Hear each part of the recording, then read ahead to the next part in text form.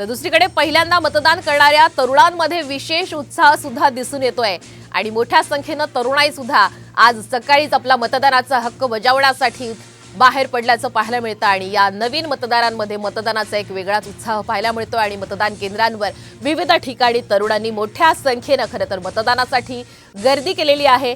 खरं आज राज्यामध्ये 5 महत्त्वाच्या मतदारसंघांमध्ये आज निवडणुका पार पडत आहेत आणि याच निवडणूक प्रक्रियेमध्ये सकाळच्या वेळेमध्ये मोठ्या संख्येने तरुणाई ही मतदान केंद्रांवर गर्दी करताना सुद्धा पाहायला मिळते आणि अतिशय उत्साहामध्ये त्यांनी आपला मतदानाचा हक्क सुद्धा बजावलेला आहे।